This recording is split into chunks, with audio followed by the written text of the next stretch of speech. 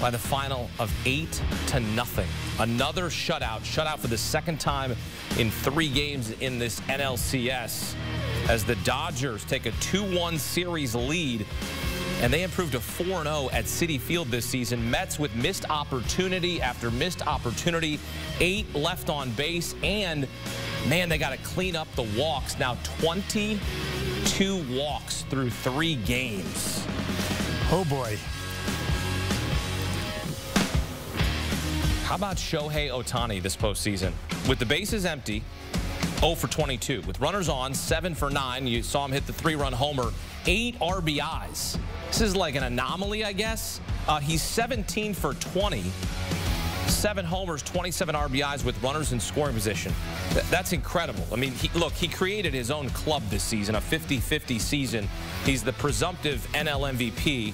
Now, Mets fans will tell you it's Lindor, and I would have to argue as well with that because Ohtani doesn't play the field, but what Ohtani did is sort of historic, so he's going to get the MVP, and right now his team's got a 2-1 series lead. All right, back here with Bobby V, and look, that was uninspired from the Mets, right? I mean, after the Game 2 win, you come out and you lay a goose egg. What was your reaction, what you saw on Wednesday night? Oh, I'm with you on the uninspired. You know, a lot was missing from this game. Hits, runs, they had 4 good hits. Fielding, but also emotion. There was no emotion. I know it looked really cool when Lindor hit a grand slam, made it look like it's something he does every day. Well, it's not something you do every day, and you should be a little excited about doing something like that. But when you come home to your home crowd and you're tied with the Dodgers 1-1 and you're getting after that Game 3, there has to be a little more emotion shown somewhere within that group, and there was none tonight. You know who showed some emotion was Walker Buehler. He was excellent.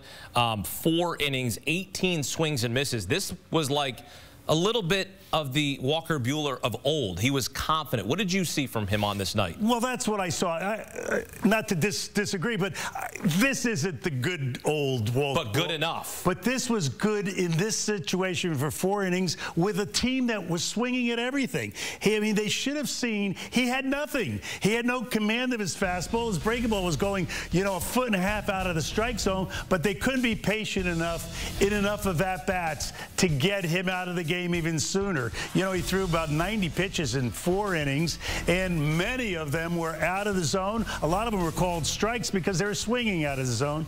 But, you know, for the Dodgers to get pumped up to say, hey, maybe he could even improve on that, to improve on that would be almost a good starting pitcher. 4 relievers go 5 innings, allow just 1 hit, punch out 7. I mean, yeah. Dave Roberts, the way he deployed his bullpen, I mean, that was a clinic. Yeah, and turned him around, made sure he wasn't going to face the same guys as the series goes on. Dave knows what he's doing. He's been there now for the better part of 2 decades, and playoff baseball is ingrained in him. So he's got a little edge on Carlos, who's doing it for the first time. But right now, I'm telling you, it's not about the talent or the pitchers or even the home run hitters. I think it's about who it is that shows the emotion and has the emotion. You're right, Walker Buehler had something special. He wanted it out there. He was competing out there, and he did enough to get his team a win. Yeah, and for the Dodgers, that's another shutout, the 3rd postseason shutout win by 8 or more runs in team history.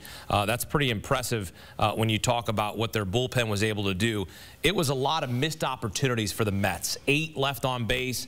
We saw bases loaded. We saw 2 on. We saw an inning-ending double play with 2 aboard. I mean, it was just missed opportunity after missed opportunity. What do you do from a skipper standpoint if you're Carlos Mendoza and you see your guys going up there and just not able to break through? Yeah, well, he's not the guy going up there with the bat, that's for sure. But, you know, they have to have that idea that the competition is fun, that the moment is where they want to be. It's not too big for them or too small for them. It's exactly where they want to be, and each guy has to take center stage. I think he can make them all feel good, and I think he needs to take his rookie aside there, Alvarez, who the entire team is pulling for, and he seems to be totally lost. You could take him aside aside and do a little one-on-one about the belief system, because I think it's gone right now. Are you making any lineup changes ahead of Game 4? Because we talked about this pregame about having J.D. Martinez in there instead of Jesse Winker, Jose Iglesias in there instead of Jeff McNeil. Are you making any tinkering to your lineup for Game 4, or does that just scream panic? No, well, I'll doubt that Martinez will be in there tomorrow. And Jesse should be, because it looked like Nemo could get through another 9 innings.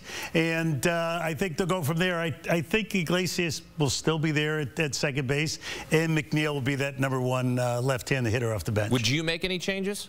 Not necessarily. I mean, you usually do show the guys that you believe in them because they believed in you to get there.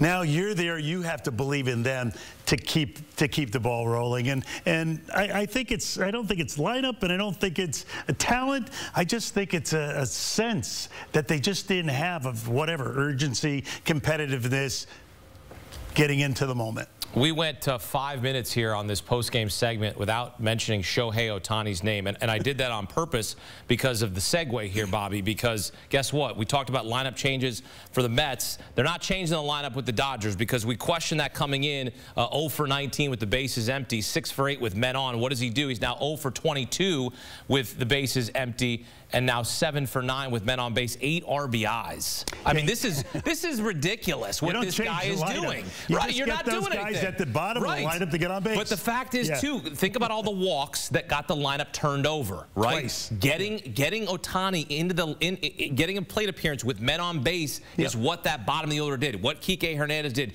drawing walks at the bottom of the order. Exactly. It's the bottom of the order that has been the difference in these 2 wins for the Dodgers in Game 1 and 3. And Ohtani's going to be in first. He's going to bat first. He's going to come up, we know, 1 time with no one on base. So maybe that means he's going to be 0 for 1 before he gets his second at-bat, but he's a pretty special player. What's your message now to the Mets? Down 2-1. You've been shut out twice. You bounce back after Game 1. You bounce back in Game 4, right? You got Jose Quintana, who's been excellent on the mound. You're going against Yamamoto. I mean, this is a winnable game if you're New York.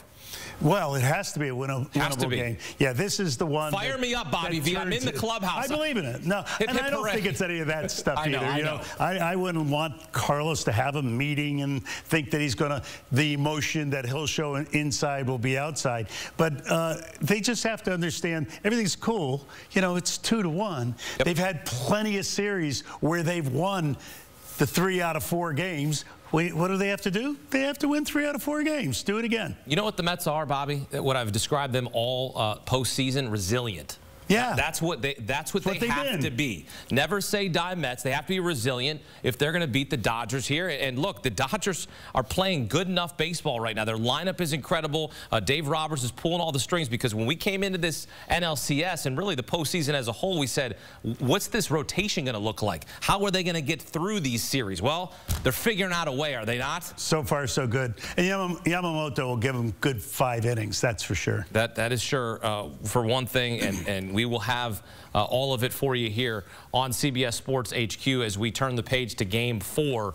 But the Dodgers take a 2-1 series lead at Citi Field. So Game 4, Thursday night, back in Queens, Jose Quintana against Yoshinobu Yamamoto. First pitch set for 8:08 Eastern time. Game 5 is Friday night with an earlier start time just after 5 p.m. Eastern time. The Mets looking to go even Steven on Thursday night.